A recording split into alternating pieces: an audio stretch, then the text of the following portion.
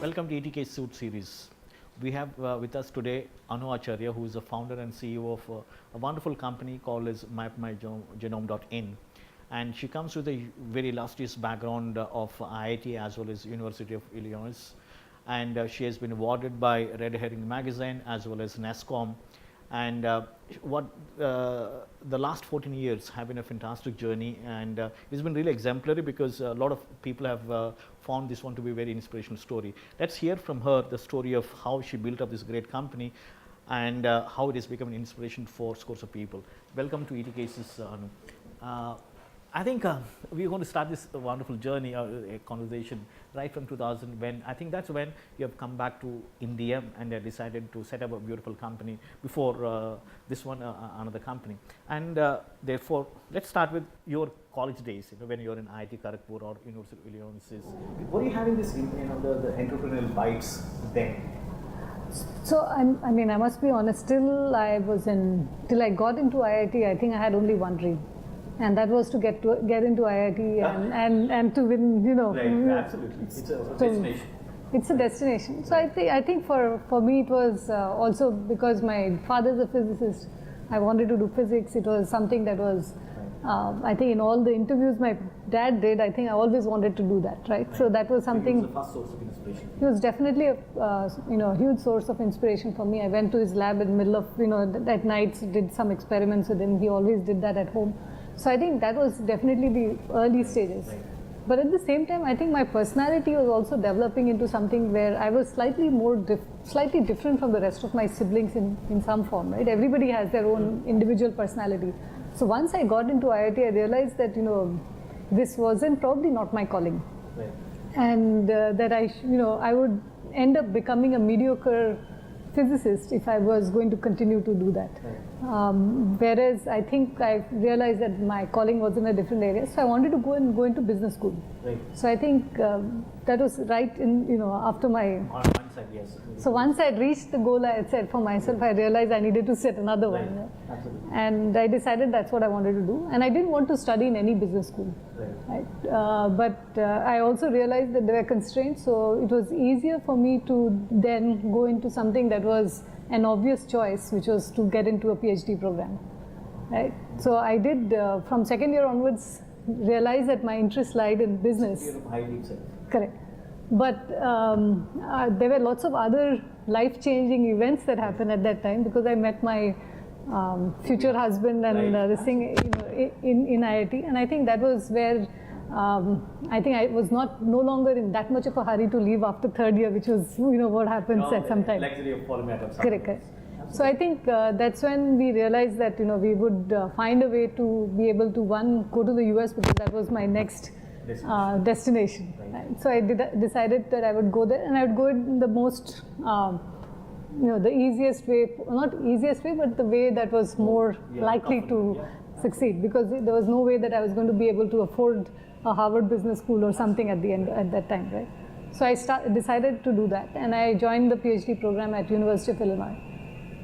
Right after I joined that program, and within a couple of years, I think I decided to really start something. I think that entrepreneurship bug became much more obvious at that time. It was no longer something that I wanted to just join a business school or do something, but it was now clear that you really had ideas, and the ideas need to be implemented. Somebody asked, what was the PhD topic about? So it was, I hadn't come till there, right? I did my first year of courses and I got an MS. So we hadn't really chosen an advisor. I think it was the time that you had to write an exam to be able to choose that, right? So it was going to be in solid state physics. That was clear, right? But which subject exactly was supposed to be decided after your qualifiers. But I remember having a discussion with the then head of the department, who gave me a lecture on, why I being a daughter of a physicist, I wasn't continuing to go into physics. And I think I gave him a 5-year plan at that time, without even having any clue that I would actually follow something like that. Right? So it was something I think that was probably intuitive. Yeah, sometimes you just bullshit and it comes right, right? But that basically that's what happened with me, and I think that for me was I think it was the right decision. Moved to business school at that time. Right. Did a 1-year MS in the business school, and then right after that joined the startup in the US. Right. And I think for me that probably was the best decision I've taken in my life. Joining a startup when I had other options available, which were more lucrative, which were more, all of that. Right. But joining a startup teaches you so many things that you will not be able to do in a otherwise theoretical situation. So I joined that. Simultaneously at night we were also planning every other day. There was always a new idea that my husband and me were thinking about. So in the middle he became my husband, and then we were thinking about. The idea was all about starting your own venture. It was about starting our own venture. There was no clarity in terms of what venture, right? There were a couple of ventures we started, went to a certain distance, failed, came back. Right. And I think that part is also necessary, where you keep, you try something, doesn't work, you give it up, you move to the next and so on. And so I joined this startup, and within a year and a half, I saw the transformation of this small company from being a less than 10 people company to being a 150 people company, and then being ready to be acquired by a large company. Today it has been acquired by. So if I may ask, what was into this startup? It was nothing to do with biotech, right? It was a telecom company, and that was a time when there was this whole opening up of the telecom space, where the local exchange careers were no longer. Earlier in the US, when you were in a particular city or a state, you were tied to a local career. Right? And now suddenly this was opening up where anybody in any part of the world can now compete to get your services. So if you're in Chicago, in the 96-97 time frame, Ameritech was the local career, right? But now anybody, any of the baby bells could come in. Now anybody could come in and possibly take I could be a customer for anybody. So we had a software that would do that, that allowed to do that. Right. So it was great, but I was part of the consulting division where we would consult Cincinnati Bell. So I would travel 5 days a week. So it was great experience for me. Worked for a couple of these large customers, and then decided that now I've done my training in the startups. I wanted to get some training in a larger company. So I joined a consulting firm, and it was interesting because the consulting firm also, we were consulting an entrepreneur. So it was almost like my life was written out. So connecting the dots. Connecting the dots, right? It's easy to connect the dots in hindsight, but. That point of time was super risky. It's risky, but But you loved it. I think I love it. I think that is naturally who I am. So we worked with an entrepreneur.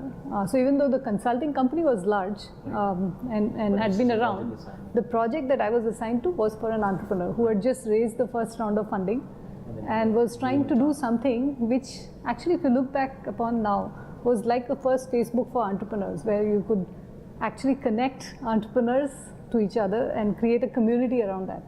That's the one that started. Which is what I started working on. And it was called entrepower.com. We actually created the matching engine. We did all of that. It was a little bit too early for its time. So they didn't raise the second round. No, it was not even 2000. It was earlier. Late 98, 99, right? So great experience again, working with a single entrepreneur, trying to validate his ideas, trying to create. You have to walk his dream. Exactly. And I think that for me was absolutely fun. But it also, I think, helped me in thinking in terms of, do I need to create revenues and is that important and so on. So I think for us, I was the analyst in that project. And I think these two must have given you almost like end-to-end from both the ideation as well as the business stage, because you must have done a lot of spreadsheet analysis and blah, blah, blah. It must have given you a lot of, I think, the comfort. I think, why not? No. Absolutely. I mean, I think it gives a lot of confidence also, right? Because when someone else, why not? The first time when I started with the first company, within the second day I was promoted. You start off as an analyst, you become a team lead, you start doing a lot of things that otherwise would not have been you would not have been able to do, right? And your learning curve is very, very rapid, and you do work a lot. Your time frames are not the same as normal people, but I think you also get rewarded. Because the hierarchies are very flat. Correct. And you can show your work gets recognized from the So that's about till about 98. So right. So when did this idea of coming back to India happen? Because it is around So 2000. I think these are a lot of parallel things going on at the same time. But 97, 98, we had started thinking about about bioinformatics for the first time. But then it came back again. It came back around 98, 99 with something that sounded like this is difficult. It's going to keep us engaged, and we'll be able to do this for a period of time. And it sounded like no one else. Not many people were already in this business. So for us, that was an important reason to say, okay, this is the reason why we are going to move forward with that. Right. And we decided to take the this difficult decision of giving up our jobs. Very pushy jobs, in fact. Yeah, it was definitely, it was suddenly at a point where we actually had become comfortable. Yeah. So we had gone through a point where, you had gone through rough periods. Now you're trying to actually enjoy. Yeah, and then we realized that we were probably not meant to be in that space where, where we wanted to just enjoy our life as it is. So if I look back, ask you, maybe it's almost 15 years now, 15, 17 years now. So what was weighing down or weighing over the between these two? So one is having my own baby, that's venture back in India, wherever it is, or continue with the corporate career and see for ourselves. Now that we have had the initial past days, we must have prepared. We've gone through all these the difficulties. Now we want to see for ourselves nice position. So maybe AVPs or VPs. That's what people. And getting into the consulting, the curve itself is very steep in America. So what was weighing over each other between these two? So I think everybody has their own DNA, and I think that's what drives them, right? I think for some people it is more important to keep everything secure, to ensure a life of a planned life, right? So yeah, they want independence. Someone wants absolute risk whatsoever. So I think I'm glad I realized that mine was. I really enjoy the ups and downs of life, right? I do not like a steady state. And it's something that is, everybody has their own things, right? All right. I think so. If you apply that to any company of yours, including with my band, so as and when it wants to be stabilized, and you want to give some injection saying that no, I think let's destabilize. No, either then I think one of the things that I didn't do right, I think in my first company was that at a point where it was stable, I think I should have moved on to something else. Fair enough. So coming back to our story of this so you have decided to be in this space of biotechnology, bioinformatics, so that large space. So what gave you the conviction saying that I think we want to have you done your own better than calculations or some bouncing of ideas with your family, relatives, friends, or colleagues, things like that? I think we did and we did not, right? And it's interesting what actually gives you the conviction might not be necessarily what gives other people the conviction. Absolutely. Right? So once we started, I think we got enough people to tell us that this won't work. Right? Very interesting. And people who I respect greatly, who came and told us that this won't work. And I think for me that was a challenge. To say exactly. So I think for some people that works well. I think that has worked well for me. If I look back in my life, that always has worked well for me. So more people resist, more people discourage you. You want to go. Yeah. further. So in class 10, we had a yoga. We had a teacher who basically, I was always a decent student, but I was never saying. She just uttered one word, and she said, "You're not like them," and she meant people who were in the thing. Right. And I was like, yeah, right. That I think that year I topped my class, right? So I think it was not. It's about understanding yourself, right? For some people, certain things work, and for some people that won't work at all, right? And I think that realization comes a lot later. It never comes early on in our lives. But I've realized, you have to think back and see what has worked for you in life. And for me, discouraging words always work well.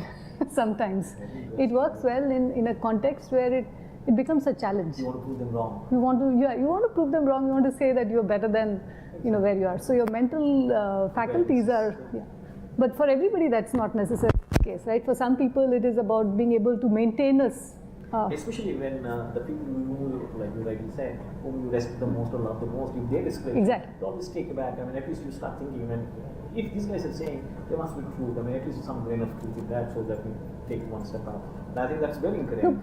See, one thing I must correct though. So even though when someone that you respect tells you something like that, you will try to find out what else you can do, right? So I think in a business, we never kept it in steady state, right? So by steady state, I mean that you don't write a business plan and follow it to the dot, right? You have to constantly change. And when someone comes and tells you that, someone that you respect, then you will be able to go back and say, is there something else I can do? And I think that's the value you get from your mentors. Exactly. Right? It is not that you want to prove them wrong always, but it is about being able to say, once you've decided on a path, you're going that path. Right? Your persistence will pay ultimately. So can I say, with your permission, Anu, that because at a larger scale, not this with you, I mean, taking from as a learning from your experience, is it good to say at this moment at least now that one's conviction is more important than somebody else's confirmation?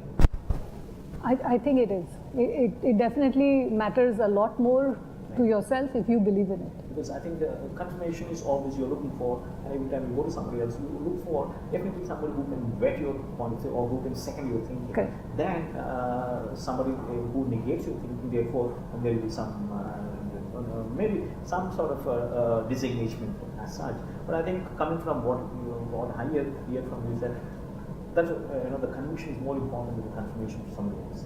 Is it right to say? Absolutely. Very good. So let's come back to the story of 2000. So when you have decided to in this space, like you said, you talked with people and all that.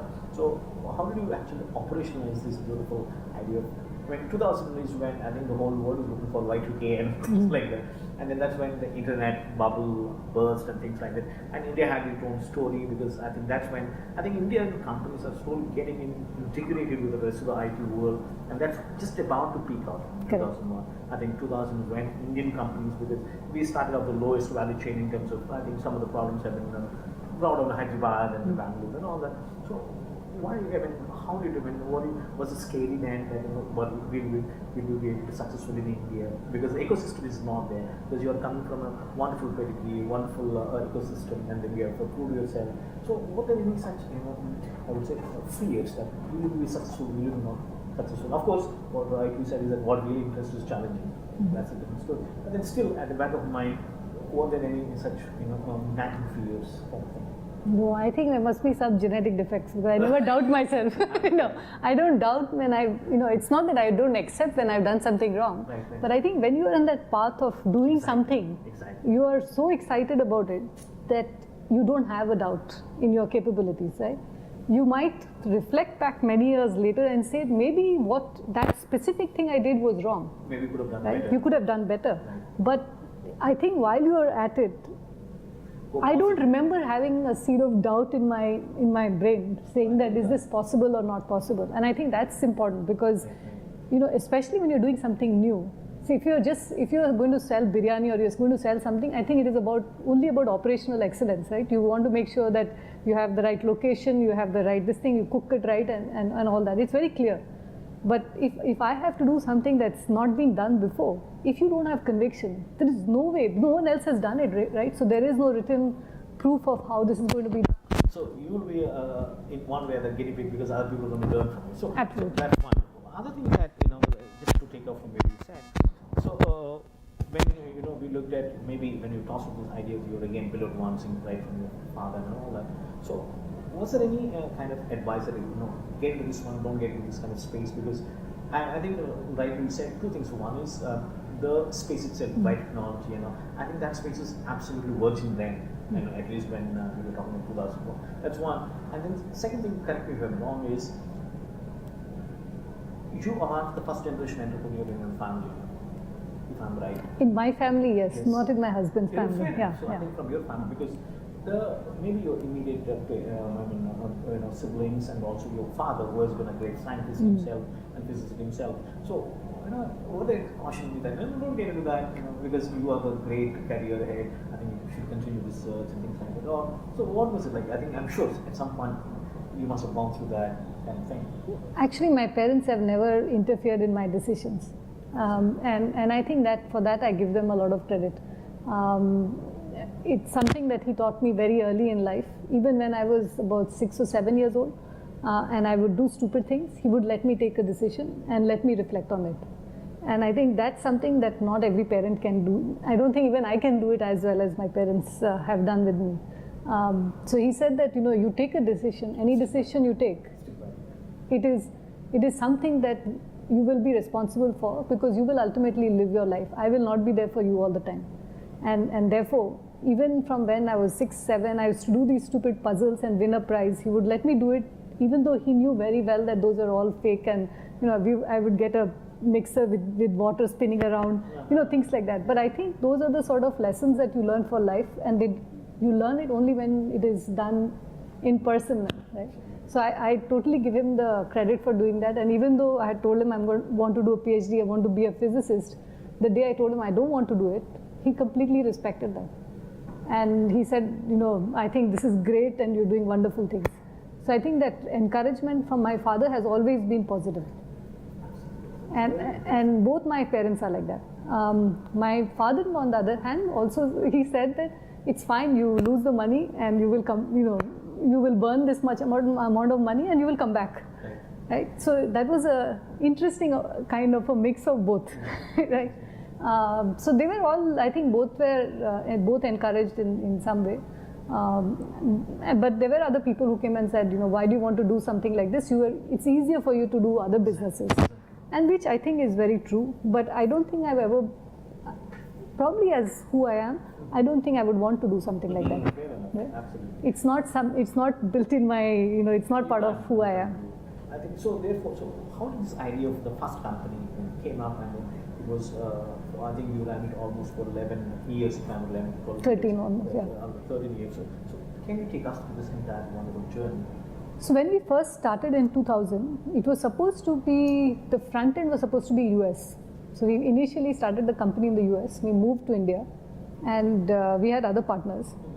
They were supposed to be the front end. Now they took longer than we thought they would take. But we started the company in India, in Banjara Hills. And it was very interesting because there was absolutely nobody in India you could find who was trained in this area, right? It was almost like a virgin area of What is this area? So we started with bioinformatics, right? So when we were first looking for people, we could almost find nobody in this space. Talent was absolutely not available at that time, right?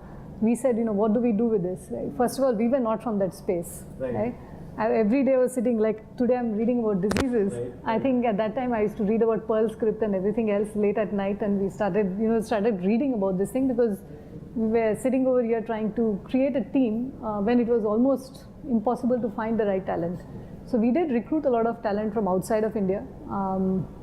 Then we also started doing this because initially our partners, Dr. Sujata, she would do the training, or her husband would do the training. Right. Then we realized that it was probably better off that we work with the university that could train people over here. Right. And that's when the concept of, we actually started vertically integrating this with training as well. Right? We started offering a certificate course. This was in 2001, 2002 or something like that. Right. So even though we had a roadmap for products, we decided we would do this tie-up with this university. We would have, faculty members from there teach us.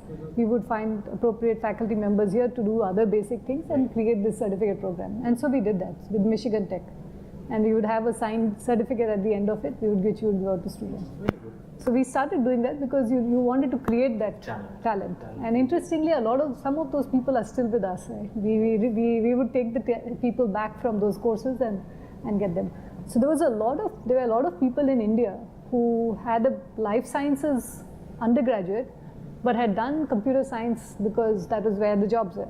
Right? Now suddenly, by offering them something like this, it got them excited about what they had initially started working with. Right? And so those are the kind of people that came back and started working with us. So that was the very initial days. Then we started building products. And we started building products. I think the first one was something that we built which was somewhat similar to something that was already in the space, because we wanted to learn, a little bit about what was there. But the second product that we started, which was the lab information system, which is even there today as one of our key products, was something came out of a need, which we saw was not going to be satisfied by any of the existing products. Right. And was something we thought about was that if we have our own lab, do we have a product that could manage this pieces of people, product, process and everything in one shot and not smell of accounting and finance? Right? So it should be something that's geared for a scientist, right, and will do things that a scientist would want in the way they want it, rather than it being something that is very much product that is built from a finance point of view. Right. And I think that's where we started building the product. And I think that product today has gone through 3 or 4 avatars and is now a SaaS-based So cloud. what is this lab? So it's essentially being able to manage a lab that has constantly changing protocols, Okay. right? So a research lab, but you have people that you want to manage. So there's a project management piece of it. There is management of instruments and Increasing of the duration of the project. Correct. So you want to design it in a way that allows you to track everything, that allows you to optimize the resources that you have. Yeah. Right? That's a biotech. Fantastic. So it's a completely first of its kind, if I'm right. It's like an ERP, but for That's what I'm saying. for yeah. So it must have been, what must have been, the feedback must have been outstanding, if I'm right. It was. I think it was great because we started thinking about it as a different kind of product. We wanted to think about it from a biologist point of view. Right. The advantage was that we were not biologists, so it gave us a little bit of a. Some very famous biologists. We did. CCMA and all that, right? So did you run through them and get the feedback? We did get feedback from quite a few. In fact, I think that has been our biggest, the biggest value that we bring in is that. Dr. Sujata is a molecular biologist, so she did give the initial feedback. But I think for us, the biggest value has been we've always listened to our customers, right? So the first few customers that we got, or as we built upon, we always took that seriously and built upon that. And whether it was listening to scientists, whether it was listening to your own customers, I think if you actually build on it, it does become a very good product. So this product is available definitely to both universities as well as the center of excellence labs like CCM or maybe the companies also. Now we have sold it to everybody from like a Novartis, Sanofi Aventis to an MD Anderson Cancer Center to in Saudi Arabia. We've sold it to a food processing in so Africa. Is it just the product end to end, or do you get some consulting? There is consulting as well. There's some upgrades and other things that we do. Right. So initially it was a client server sort of a model. Then it moved to being a 3-tier model, and now we have it as a completely cloud-based model. So where you have people can seek out your intervention at some point. Right. So you're basically controlling all the information that each one, depending on where you are in the lab, you can see, but you can also share information as you please. Right. So it is a nicely designed. Does it cost at the moment? So it depends on whether it is a full license to. So that's a full suite. It would be from a few lakhs to millions of dollars, right? Depending on. So how has been the market standing for this product? Because of course you were saying that it is being sold across the globe from some of the best companies and also. So how do you look at the success? Do you think it is as interesting or as good as what you expected, or do you think it's falling short of your own expectations? No, I think it can do more. But I think your market space is fairly limited, right? Your research space is still limited in that sense, right? But so definitely, I think the product from an architecture point of view can do many more things. Right? So it's a question of expanding the scope of where you are selling it to. But our initial scope was limited to research labs and pharmaceutical companies. Now we've just started doing it for like food production and other companies where your scope is much more improved. So I think it's going to be rocking. It's not yet rocking completely, but yes. Yeah. So that's the first product that we have created for the new company. So what happened in the other? Okay, so that was just the first 2 products. Then we created about 10 products, like the software products in that space. And I think they've had varying degrees of success, if I would say. Right. And then I think in 2005 came a turning point in the company where one of our customers decided that they were going through a difficult financial time. and they decided to sell the company instead. So we ended up buying a division of the company. So that was probably the most courageous move that we have taken, because it was a time when we were not such a big company ourselves. Just on the growth phase. Correct, correct. So we ended up acquiring a German company with almost no external financing. And I think for us that was the biggest, yeah. It's a biggest statement saying that someone's confirming faith in your company. Correct. So German company. Very good. So, but was there any strategic fit between your company and that company? Or There is it was. Because it just happened to be customers, so therefore there's a natural cooperation there. well, there was and there wasn't, right? I mean, we did start a lab in the US at that time. So we had started the physical lab operation at that time. But the lab at that time was limited in terms of what it was going to do. This company was doing microarray work, right? And nobody in India had done microarray work till then. So we were being very bold in trying to say we will bring this here, move production to India, and be able to actually manufacture microarrays in India. Right? So there was definitely, that was not what we were already doing. Plus they were also doing some amount of services work, hybridization work and all of that. So we said we would do that. That part seemed relatively easy to do. But we decided to do that and start a brand new lab on our own. And I think that was a very interesting time for us, because we realized that we needed someone who had some experience in running that. We got somebody who was based in Japan at that time, who moved back to India, and he's Indian, but he ended up helping us set up the lab. Okay. So we created a lab, and actually our lab looked better than the one that we had in Germany. I think that's a fantastic statement. Yeah. So in the beginning, I think I remember there was a time frame between when the previous company stopped the operation and when we began. Right. So there were a lot of angry customers when we had first started the operation, when we first took over the company. And I think most of my time was spent in begging for forgiveness from the customers, because here was something, we want to get them back on board. And that was great. I think that was really good for us to be able to start off on that note, take those angry customers. Could you bring all of them back? Or? Not all. I think some people will obviously drop out, move to somebody else. But I think we managed to bring in quite a few people back. And I think it's a great thing when you start off with a negative, with such a low point, because you only can go back up. So we started off with that. The next year we acquired a company in the Netherlands. And the third year we acquired a company in the US. So we were then on this path of saying, we are invincible. So the first one, as I understand, is completely unplanned. Correct. But the other two, were they planned or? They were planned, yeah. Okay. Yeah. And then you saw the strategic fit between you company. Correct. So it was more of national cooperation. And then why was it in the Netherlands and why was it in the US? Because is it because So part there? no, the Netherlands came up more as it was supposed to be another German company. Okay. Then the other German company actually, in real life situations, you've lined up the money, you've lined up everything else, and then the company that was about to sell to you has just suddenly decided not to. Right?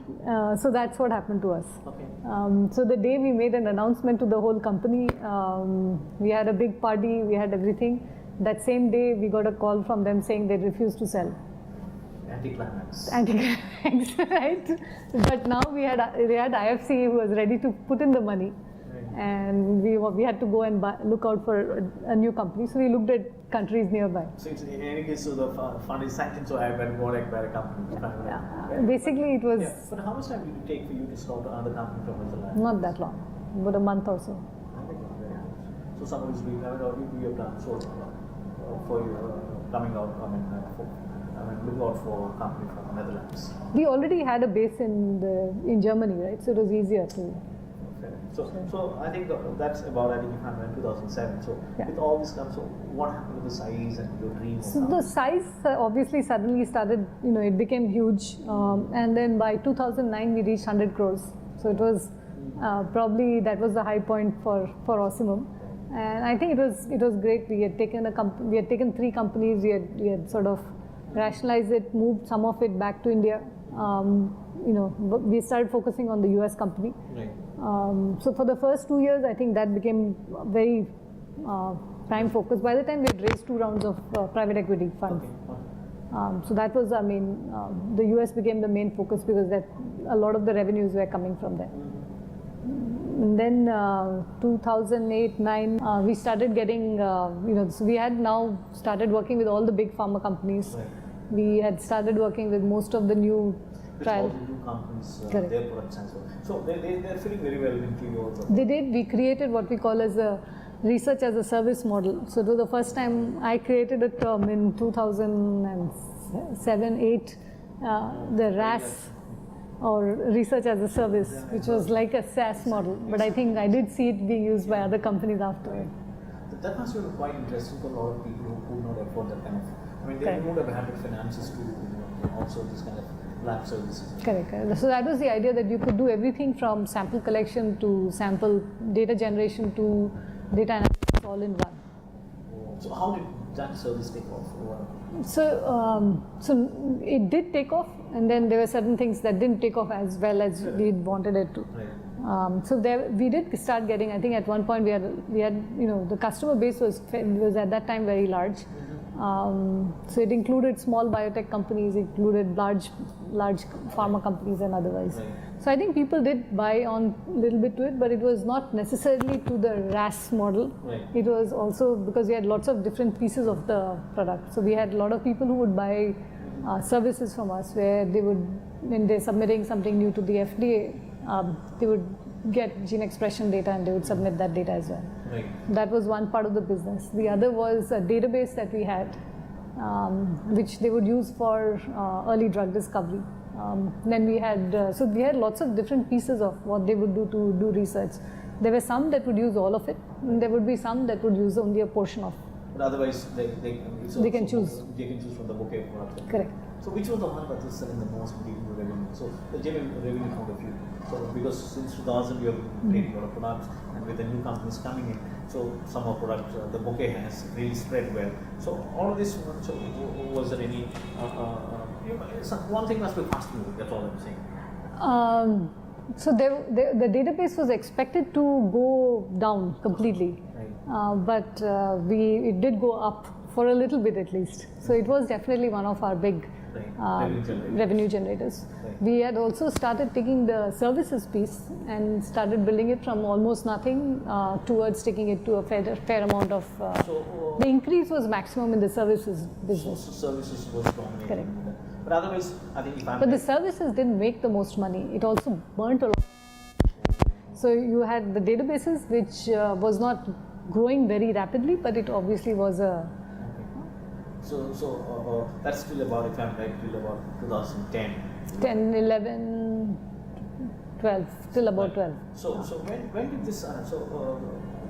When did again? I think you were bitten with this some sort of restlessness that we want to do something else, and then that's what I think we have heard. Correct. We have read in the press that I think you have taken to the board and you wanted some subsidy, and then they said, I know you said in fact that it was a really blessing in disguise that you were quoted in the newspaper, saying that good that they never wanted this subsidy, but they wanted a frontline company. So how did this happen? So when did So I think the company also went through a very rough times in 2012. Right, the Ossimum itself, the US subsidiary, we had to actually at some point sell the one portion and then close it down, and lots of things happened. So around that time, we had also decided that we would. This was something that was coming in. So it played upon the board members' mind as well. I think, right? So so it became normal again, right? Because here we were trying to sell something to the research community, and then we had this was something that was going to be direct to consumers. Right. So there was going to be a there are two very different pieces, B2B and right? B2C. B2B and B2C. So we wanted to do it because of natural progression. I think most companies in this space have ultimately progressed to that. But we were thinking about it earlier than most others. So when we thought about it and brought it to the board, it wasn't something that seemed like, oh, we don't want to be in the front end, we'll always be the back end to all these providers. And at that time, I think it was something I said, fine, I didn't come out immediately, but it was something that one of my other co-founders or husband, he moved out and started actually. Okay. So he started 11 onwards, 11, 12.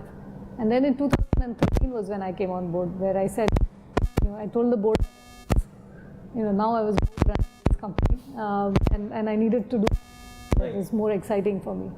And that's what I was saying. I think I should have done that earlier.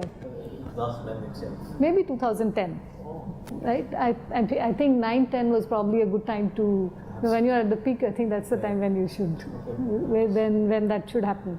But again, I think like most entrepreneurs, the first time you think you can do everything, right? Once between. So this time then you become a little bit more careful about. So that was where it's at least my journey with Map My Genome then started in 2013.